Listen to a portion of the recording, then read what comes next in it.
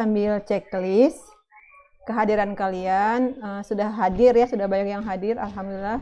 Di sini sekitar 18 orang ya. Ada Sheila dari Cikarang, Jeremia dari Cimahi, paling jauh dari mana nih? Dari Bandung. Ada yang dari Bandung, banyak banget nih orang Bandung. Renata Bandung, Tasya Bandung, Nurul dari Cianjur, Khairunisa Bekasi, Veronica Kuningan, Yogi dari Kabupaten Bandung. Siapa nih? Rahel dari Parompong itu di Bandung Barat. Sukabumi, Ria di Sukabumi sama Cianjur, jauh Sukabumi ya. Retno dari Cimahi, Nidia Bandung, Malia Bandung, Safitri Cimahi, orang Cimahi juga banyak ya. Lugina Cimahi, ya mohon maaf ya tadi yang mengatakan saya lupa menyalakan mikrofonnya. Terima kasih teman-teman sekalian sudah hadir. Tadi saya sambil cek sih, sambil absen kalian. Sekarang kita coba lanjutkan dengan, tadi kita udah diskusi sedikit, saya mencoba memahami dari proses belajar mandiri apa sih yang sudah kalian pahami gitu ya. Sebagian sudah betul sebetulnya, tinggal kita coba luruskan saja, atau mungkin bukan luruskan ya, mantapkan. Kita coba mantapkan pemahaman di beberapa poin gitu ya. Robit dari Cimahi, siap Robit. Kita mulai ini. Jadi ini bahan yang kalian dapatkan. Kita lihat di bagian pertama, saya mencoba menjelaskan supaya pemahaman kita menjadi sama gitu ya. Jadi katanya pemeriksaan bahan baku dilakukan untuk memastikan bahan baku obat memiliki mutu yang sesuai atau dipersyaratkan oleh Farmakope Indonesia ya.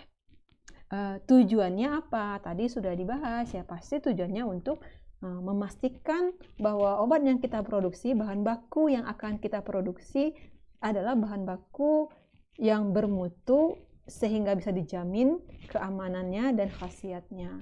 Seperti itu. Nah, sebetulnya syarat kualitas bahan baku itu kalau kita belajarnya di dunia industri, jadi industri itu juga punya standar sendiri teman-teman.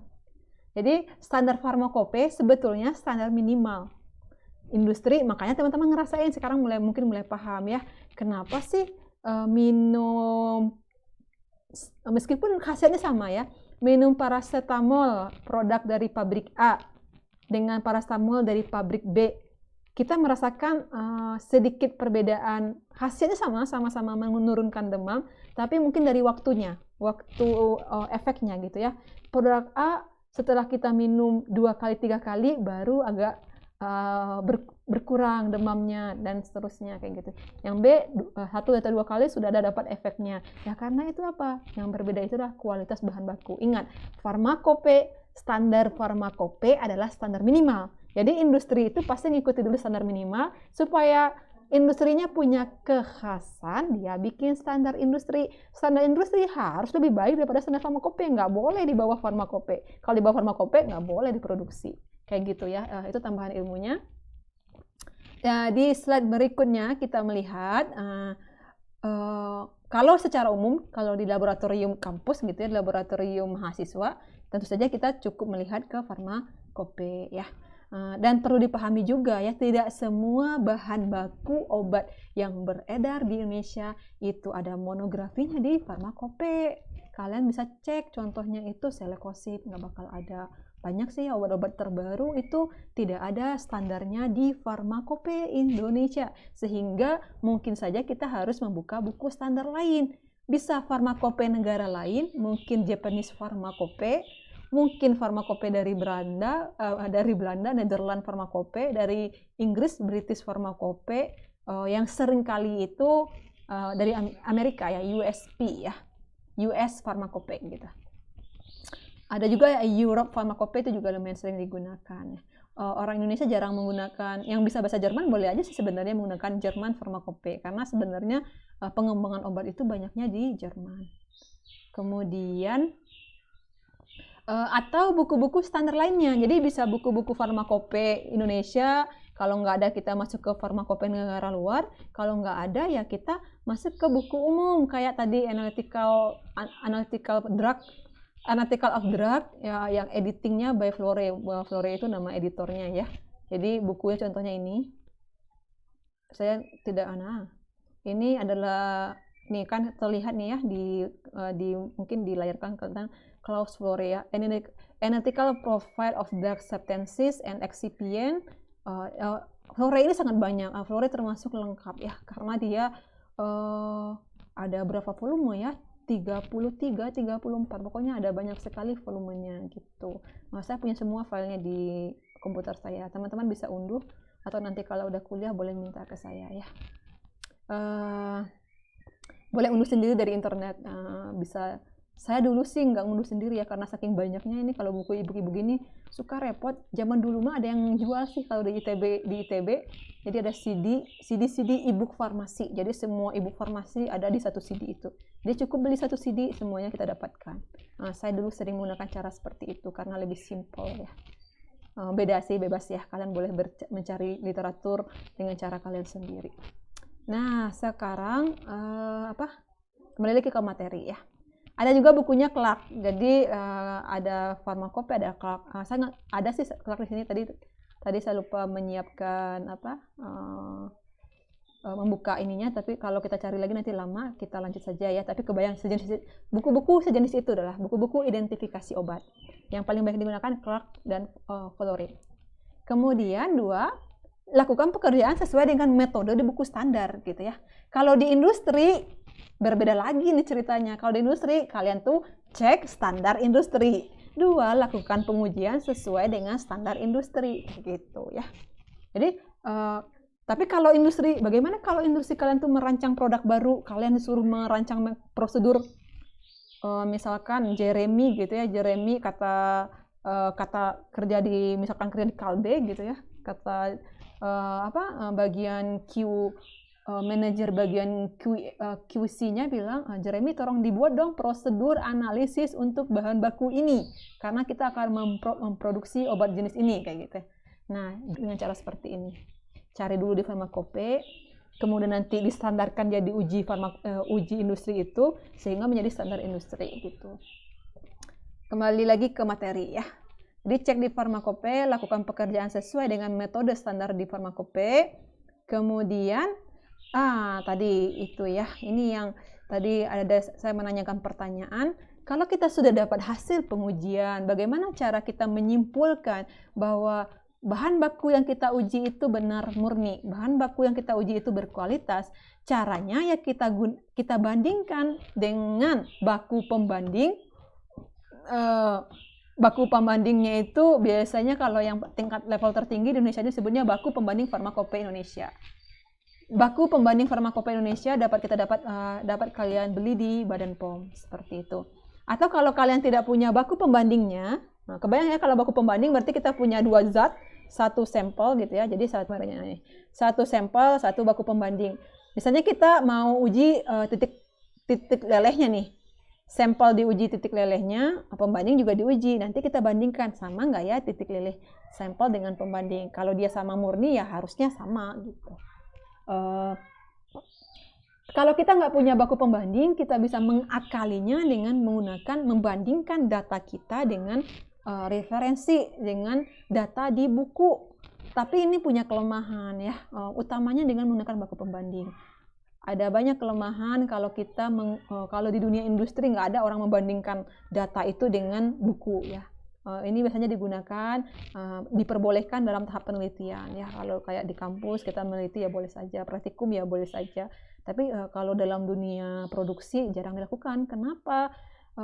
Pasti akan ada penyimpangan pengujian ya ketika kita yang melakukan sama referensi di buku. Kenapa? Ada faktor-faktor yang menyebabkan perbedaan hasil dalam sebuah pengujian. 1, jangan jauh-jauh dulu orangnya. Nanti kalian coba deh praktikum, kalau kalian praktikum, dari menimbang sampai akhir, si A mengerjakan dari awal sampai akhir. Ini misalkan kalian menguji dengan spektro. Si A dari menimbang, bikin kurva kalibrasi sampai ngukur, dia dapat panjang gelombang maksimumnya 2, 4, 5. Ganti deh orang, si B mungkin jadi 2, 4, 6. Belum lagi nanti perbedaan waktu. buku mungkin ngujinya di tahun berapa gitu ya, kayak Flore itu buku-buku tahun 80 90-an kayak gitu, kita nguji di tahun 2020-an gitu ya. Ketika zamannya berbeda, tempatnya berbeda, teknologinya akan berbeda. Alat yang kita gunakan dengan alat yang digunakan oleh buku belum tentu persis sama spesifikasinya. Dia sama-sama spektrofotometri accessible, tapi kan kalau mobil mah kan juga ada serinya gitu, serinya berbeda gitu. Jadi suka ada sedikit perbedaan hasil, makanya yang utama itu adalah langsung dikerjakan sampel, langsung dikerjakan baku pembanding, dan hasil yang dua ini dibandingkan. Mudah-mudahan lebih jelas ya. Kalau ini kayaknya cukup jelas ya, ini cuma kayak mereview apa sih identifikasi. Identifikasi itu membuktikan bahwa senyawa yang kita periksa itu sama dengan yang diberikan keterangan pada etiketnya, pada brosurnya. Kalau bahan baku berarti bahan baku nggak ada etiket ya, bahan baku itu adanya sertifikatnya, sesuai nggak? Jadi ketika kita beli bahan baku dari, biasanya kalau Indonesia itu bahan bakunya kebanyakan dari India dan Cina gitu ya. Misalnya kalian beli di industri, kalian beli bahan baku dari India, nah kalian dikasih sertifikat tuh sama orang India gitu ya, sertifikat bahan bakunya paracetamol, ini sertifikatnya. Nah kita ingin memastikan bahwa bahan baku yang dikasih itu sesuai dengan kriteria yang dia berikan di sertifikat. Cara melakukannya kalian bisa baca sendiri, cara kimia maksudnya bisa dengan reaksi kimia, kalau kromatografi fisika ya. Maksudnya cara kimia berarti lebih kepada reaksi kimia, bisa dengan cara fisika. Cara fisika itu termasuk di dalamnya titik leleh. Fisikokimia menggunakan instrumen kromatografi, bagian dari uji fisika kimia sebenarnya. Ada juga dengan cara imunokimia, beberapa obat itu ya, kayak obat antibodi, bahan antibodi sekali gitu ya, yang bahannya itu bahan dari alam gitu bahan biologis ya, bahan biologis, caranya cara imunokimia. Nanti kalian akan belajar lebih dalam ini di imunologi gitu ya, atau di bioteknologi harusnya belajar sih cara analisis senyawa biologis. Nah, sekarang kita masuk bagaimana melakukan pengujian di farmakope. Ini contohnya, kalian sudah dapat filenya ya. Kita coba perbesar. Jadi ini ada farmakope, semua pasti sudah tahu farmakope. Ini maksudnya pasti jelas ya, bahwa di farmakope kita bisa melihat, ya ini ibuprofen. Jadi di farmakope itu kalian bisa kebanyakan itu semuanya adalah standar ya, standar mutu dari ibuprofen. Tapi yang kalau bahan baku berarti carinya yang hanya ibuprofen ya. Kalau tablet nanti berarti cari judulnya tablet bahan, kan nanti ada suspensi oral ibuprofen. Berarti kalau kalian bikinnya suspensi, kalian melakukan uji mutu suspensi, lihatnya ke sini. Kalau kalian uji mutunya hanya bahan baku, lihatnya yang tanpa ada nama sediaan. Kemudian di sini dijelaskan semuanya ya. Standar utamanya ini bahwa disebut ibuprofen, mengandung ibuprofen tidak kurang dari 97%, tidak lebih dari 103%. Berarti ini penetapan kadar. Jadi uji mutu bahan baku itu sebetulnya ada analisis kualitatif, ada analisis kuantitatif kayak gitu. Jadi ada yang berupa identifikasi kualitatif, ada yang berupa harus menghitung kadarnya. Jadi semuanya sama nanti. Pasti suka ada perbedaannya ya dari hasil pengujian sampel kita dengan bahan baku. Misalkan, pemeriannya oke, sama, kelarutannya sama gitu ya. Identifikasi spektrum inframerahnya sama, UV-nya sama. Pasca di kromatografinya ini ada waktu retensi relatif, berarti menggunakan kromatografi. Di kromatografinya waktu retensinya, atau kalau kalian KLT berarti TR-nya pakai RF ya istilahnya kemarin, kalian RF-nya sedikit berbeda. Nah, bagaimana kita menyimpulkannya? Senyawa organik pasti gitu.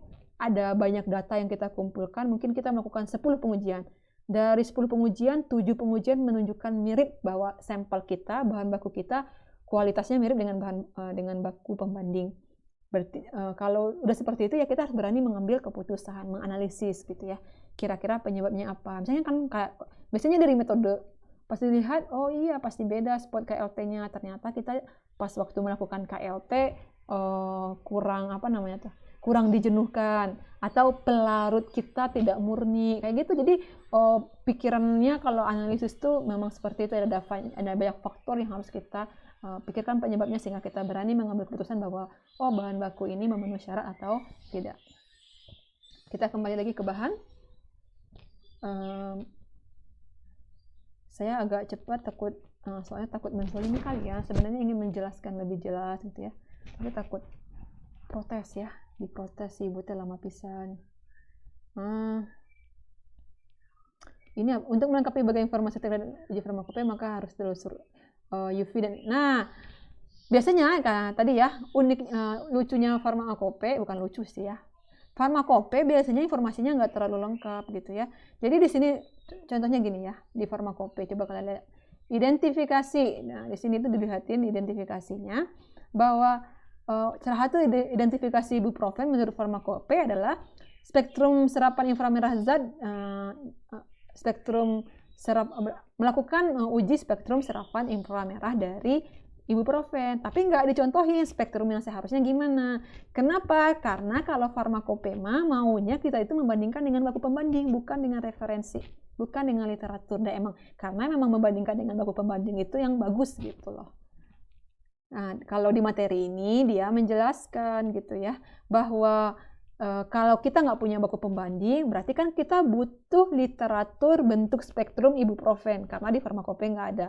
Kita butuh literatur bentuk spektrum UV dari ibuprofen, karena di farmakope nggak ada. Nah, kalian bisa buka buku USV, Flore, Clark.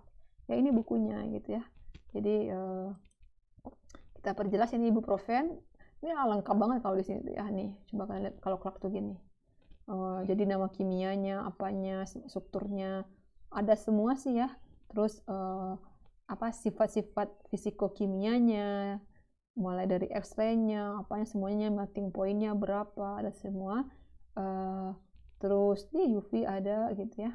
Jadi kita lihat, jadi kita buka, tinggal buka aja, gitu ya. Kalian buka, kalian cari.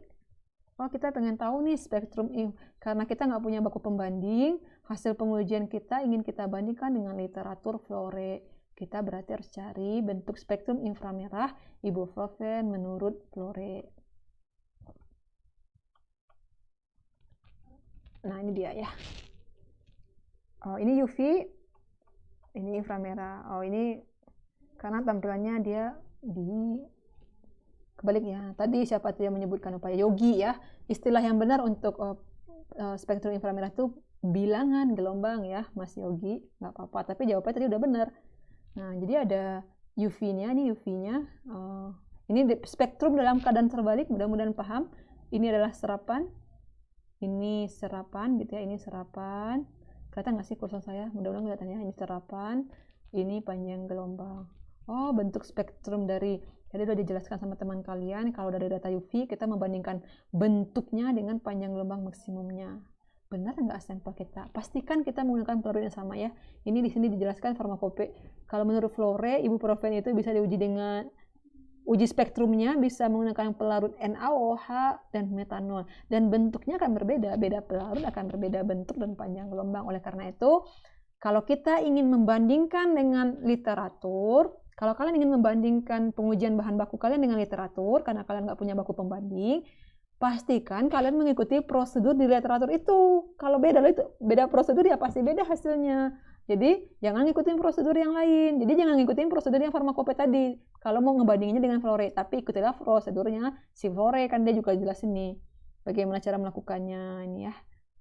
Dia mengencerkan di sekitar berapa nih, gitu ya. Jadi dia melakukan pengencerannya sekitar ini, gitu. Jadi ikuti prosedurnya si Flore supaya hasilnya ketahuan, gitu. Jadi kalau kita prosedurnya beda, gunakan pelarut yang sama, pengencerannya di daerah yang kurang lebih sama, seperti itu.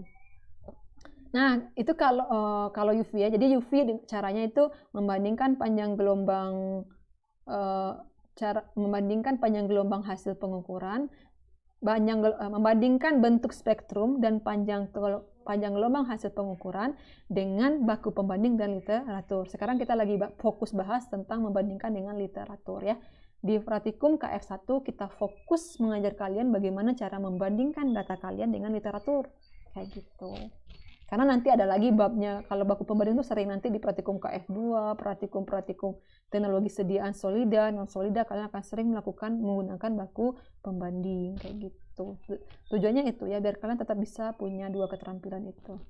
Nah, kalau dengan inframerah tadi udah disebutkan Yogi, bagaimana cara memastikan bahwa itu ibuprofen. Ya kita tinggal lihat bahwa ibuprofen itu punya gugus fungsi apa aja sih yang khas gitu ya, kayak gini.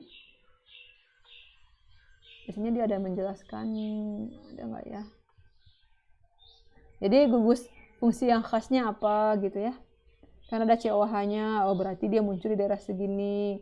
Oh dia punya gugus karbonil, makanya dia muncul di daerah khas karbonil kayak gitu. Jadi intinya mah kalau muncul ciri khas dari ibuprofen. Kalau bentuknya jangan pernah coba-coba membandingkan bentuk spektrum inframerah sampel kita dengan literatur. Karena beda alat sedikit aja itu ini kan alatnya versi alat lama, kita alatnya alat terbaru. Udah pasti beda cara dia membentuk peak ini ya, cara alat membentuk peaknya beda. Tapi ciri khasnya mirip. Bahkan bilangan gelombangannya itu tidak terlalu tepat. Misalkan kalau di literatur bilangan gelombangnya ya 1000 karbonil pada ibuprofen, menurut literatur ini misalkan 1750 di sini misalkan. Di sini ya. Pas sampel kita mah karbonil pada ibuprofen, pas kita uji dengan alat kita sendiri 1700. Tapi bentuknya apa sih, arahnya sama gitu. Jadi polanya mirip gitu. Ya udah, berarti yang penting ada ciri karbonil gitu. Kan karbonil mah luas ya. Karbonil itu bisa di daerah 1550 sampai 2000 kayak gitu. Sampai 1900 cm-1. Nah, saya sudah pernah sampaikan materinya waktu sebelum UTS ya. Seperti itu. Dan begitulah seterusnya teman-teman, semua data kita bandingkan, kita uji organoleptiknya, bandingkan dengan pembanding, kita uji titik lelehnya, bandingkan dengan pembanding. Yang sering dilakukan banget itu ya yang dibagikan itu materinya ya, uji titik leleh. Titik leleh kita lakukan uji dengan multi point. Jadi makanya ada video pengujian titik leleh di kalian ya. Titik leleh sangat mempengaruhi juga ini sama, saya sudah menjelaskan semuanya ya. Saya ringkas dengan penjelasan tadi sama. Jadi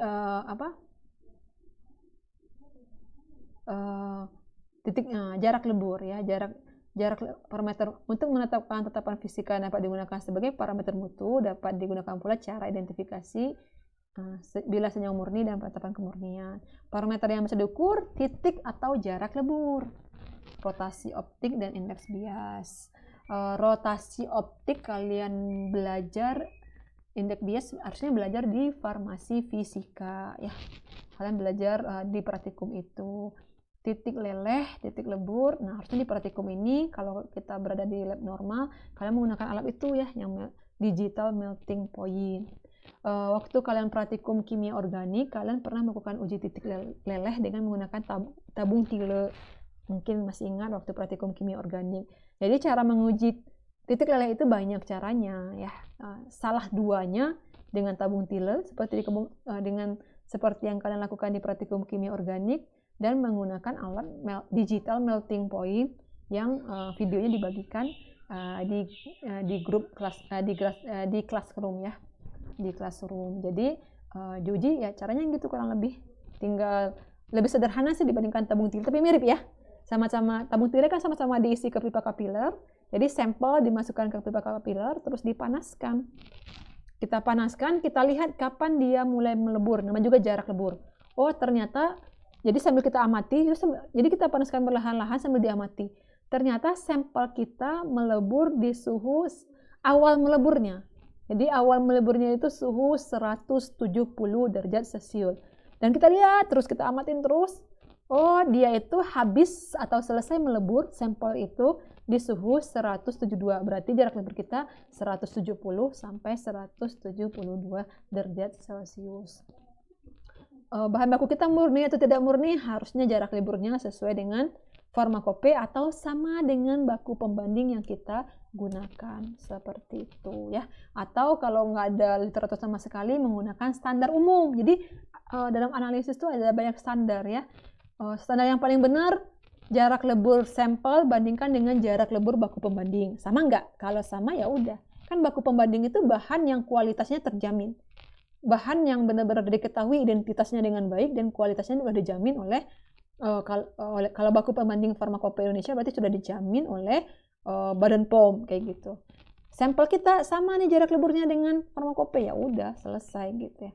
Kalau kita nggak punya baku pembanding, bandingkan dengan literatur. Biasanya kalau dengan literatur ini karena beda alat pasti suka agak beda sedikit gitu loh, itu yang jadi masalah ya. Atau kita menggunakan standar umum kalau jarak lebur ya. Jadi kalau menurut buku analisis senyawa organik Vogel ya, Vogel analisis senyawa organik, bukan Vogel.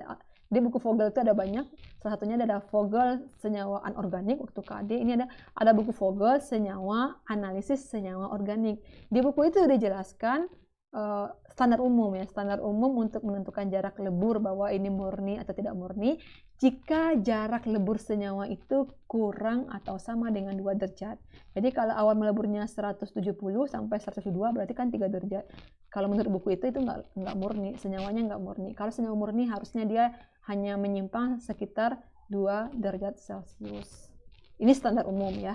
Itu mah level terbawah yang kita gunakan standar itu. Kalau Farmakope tadi ini jelaskannya ada ditulis di Farmakope mah. Terus kemurnian itu tidak hanya tadi itu ya, bukan hanya organoleptik, sifat fisikanya, tapi juga cemaran. Jadi bahan kita tidak boleh ada cemaran-cemaran dari bahan tertentu. Cemaran ini didapatkan dari mana? Yang dibahas di buku standar itu biasanya cemaran utama yang berasal dari proses sintesis senyawa itu. Kayak gitu, makanya suka ada ya. Jadi ada uji kelarutan, uji kromatografi, susut pengeringan, dan tidak semuanya harus diuji, jadi kita tinggal ngikutin aja Farmakope maunya apa, industri kita maunya apa. Kalau mau semuanya lebih baik kayak gitu ya. Yang penting Farmakope itu standar minimal. Farmakope adalah standar minimal. Industri nggak boleh di bawah standar Farmakope. Harus minimal sama dengan standar Farmakope. Itu menjamin obat kita berkhasiat dan aman. Lebih baik lagi kalau mau bersaing di pasaran, bikinlah produk yang standarnya melebihi standar Farmakope supaya produk kalian bisa bersaing di pasaran. Jadi punya nilai lebih gitu ya. Tapi khasiat sama ya. Jadi nggak ada, oh ternyata obat mahal itu lebih bagus. Bukan seperti itu. Khasiatnya sama ya. Obat generik, obat merek dagang khasiatnya sama, cuma tinggal perbedaan standar industri ini hanya biasanya membedakan tadi saya bilang.